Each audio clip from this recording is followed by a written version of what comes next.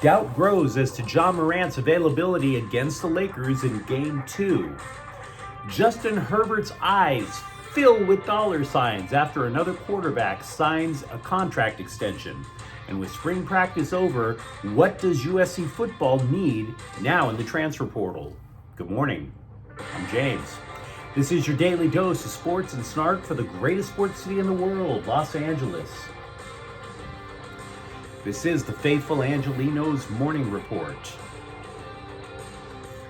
It is April 18th, 2023. We added a bunch of new subscribers yesterday. Thanks to every last one of you for joining the Angelino familia. And if you like the content we put out about LA sports, clickety-clack the like button. Clickety-clack the subscribe button. There's a notification bell. Hit that. It'll let you know when we drop new content. Sharing is caring. Let people know we exist. And by all means, comment. Try to answer every one of you guys. At least I try to. Before we go through the news and notes, a look at the scoreboard. Triumphant comeback by the Kings last night in Game 1 of the Stanley Cup playoffs.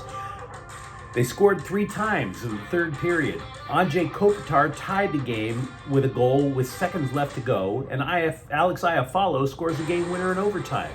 Kings 4, Edmonton 3. And I've seen a lot of Oilers fans on social media.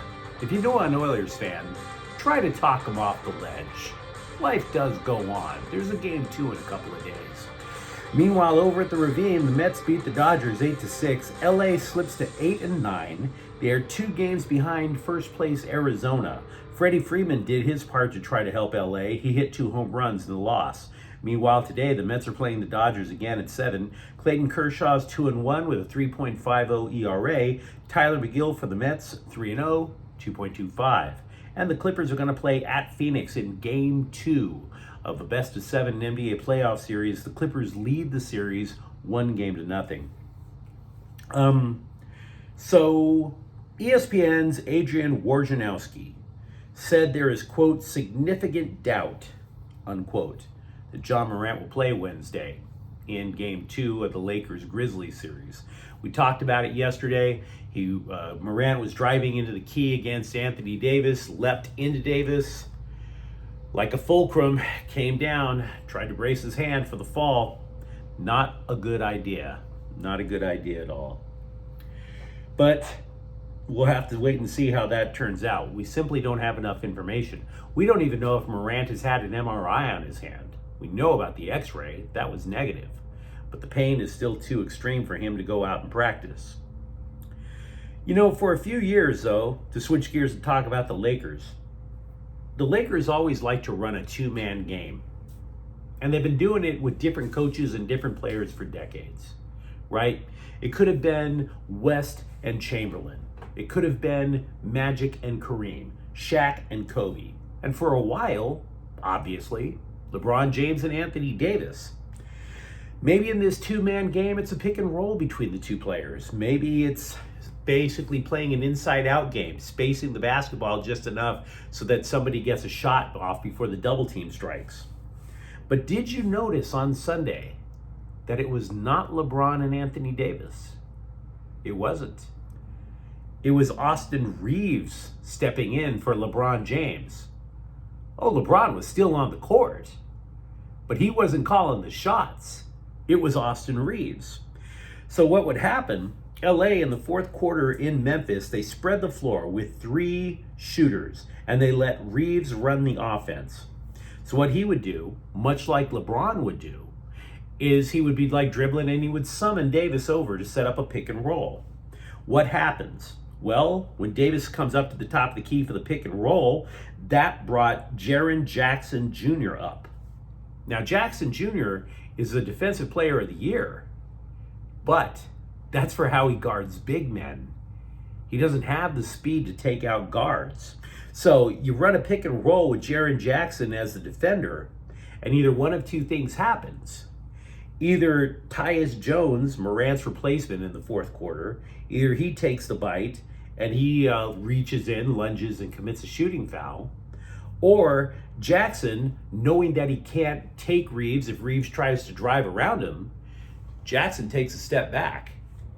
And that little tiny step back is what allows Reeves to shoot all those jumpers in the fourth quarter. It's simple and it's killer. LeBron James did not play the two-man game with Anthony Davis. It was Austin Reeves. D'Angelo Russell, for his part, Sunday acknowledges that he did shoot up a few bricks. He's already shrugged it off, but that's 2 bad games in a row for him. 2 in a row. You remember, he didn't play that well in the play-in game. Russell said he's not going to let that deter him, and Coach Darvin Ham said he told Russell to be assertive. In other words, keep firing away. It's a shooter. It's your job. Now, to be clear, Russell did finish with 19 points and 7 assists. It was the shooting percentage that was lousy in game 1. Jalen Hurts signed an extension with the Philadelphia Eagles yesterday. 5 years, $255 million. And the reason that matters is, we've been talking about it for weeks, there are 4 quarterbacks, or there were 4 quarterbacks, who were all at the tail end of their rookie deals. Hurts has come off the board.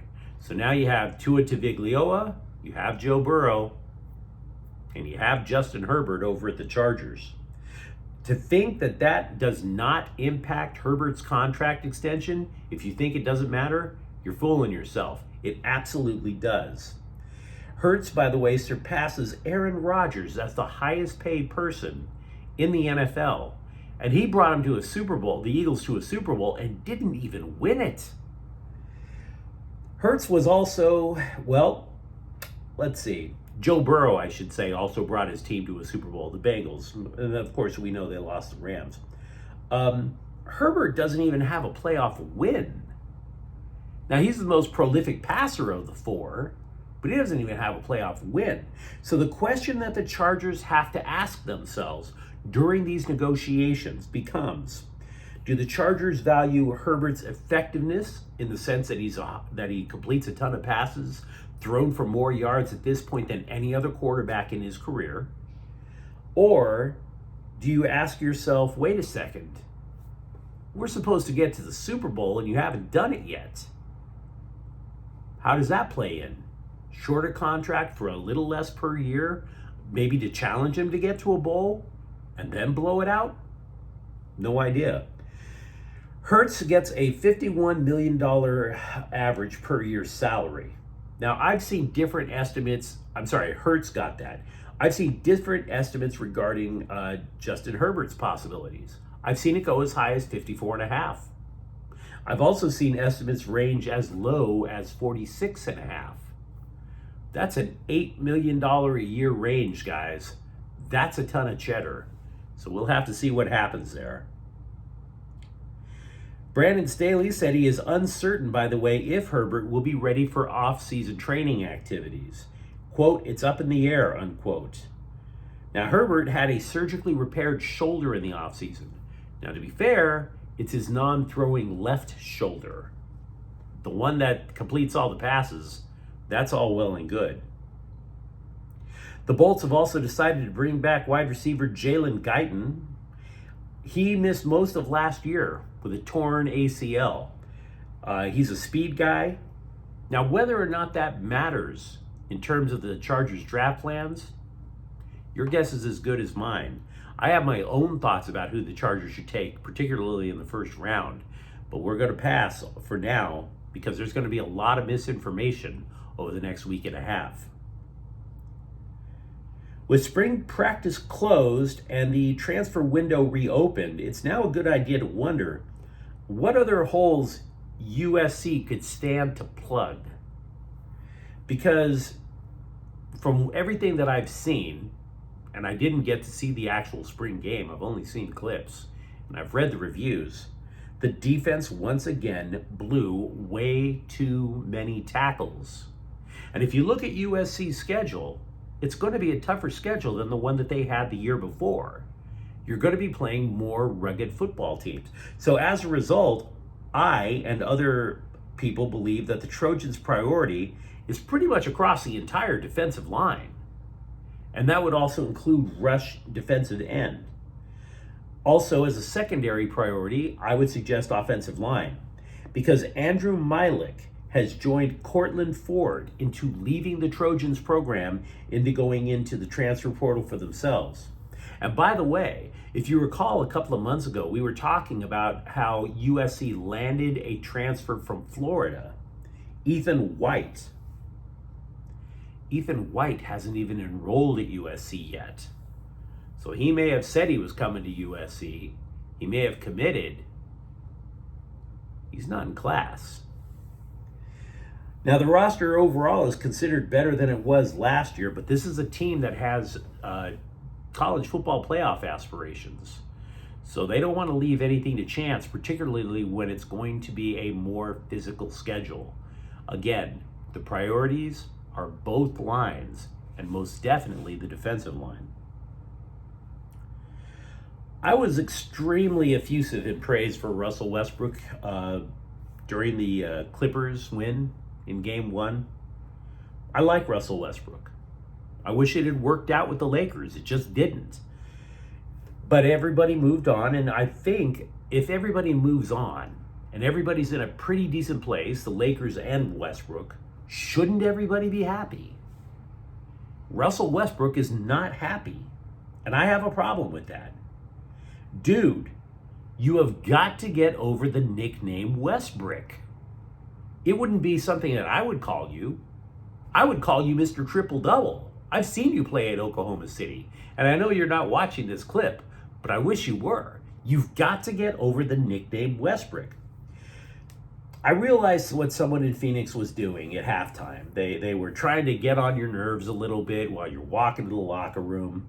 So the guy, he calls him Westbrick. Westbrook flips out. Who cares anymore? What are you doing? You have generational wealth. You have a family that clearly loves you. You have a new coach that gets you, teammates who like you, and oh, by the way, you're leading in this series 1-0. And what about that guy? He's a plumber. Or for all I know, he drives Uber. He delivers Domino's. He stocks shelves at Walmart. And going to that game was like the treat of his entire life. Calling you Westbrick as if it's your fault for all of his personal tale of woe. Know where you stand, Westbrook. Now the NBA is investigating you because you got in the guy's face. It's a lame joke calling you Westbrick. I wouldn't call you that. You've got to get over it, though. This is the very definition of a distraction that you and your team do not need. Let me know if you're a Clippers fan, if you disagree. But I don't think they need it. You might have noticed if you were watching the Kings game last night that Kevin Fiala and Gabriel Velarde both missed Game 1. This is probably... we don't know how long they're going to be out. The Kings have been very secretive about it, but I'm telling you, it looks very unlikely about Game 2 as well, if I were to bet. Now, this will prove out to be a problem as the series goes on because both Velarde and Fiala were vital to an improved power play. Both of them scored 23 goals in the year. Both of them, by the way, have different injuries. Fiala... His injury came about as a result of a knee-on-knee collision, we believe, with Colorado's Andrew Cogliano on March 9th. He's also missed now the last 7 games. Velarde's injury, they're just simply saying his upper body, whatever the hell that means. LA also believes that Connor McDavid during the regular season took a cheap shot at defenseman Mikey Anderson. I saw it. He ran Anderson headfirst into the boards. Anderson missed about a week and a half, and Drew Doughty made sure to let Edmonton know what he thought of them. Quote, "It's not something we'll forget. If we get a chance to smack him, we're going to try to do that," unquote. They didn't necessarily smack McDavid around physically, but he was held without a point last night. Tony Gonsolin is in Albuquerque, and for that, I'm sorry. If you've been to Albuquerque, you know exactly what I'm talking about. Gonsolin is making a rehab start for the Dodgers. He's out for the Oklahoma City Dodgers on Thursday. He is hoping his left ankle will hold up. Dave Roberts said Gonsolin will go 4 innings on Thursday.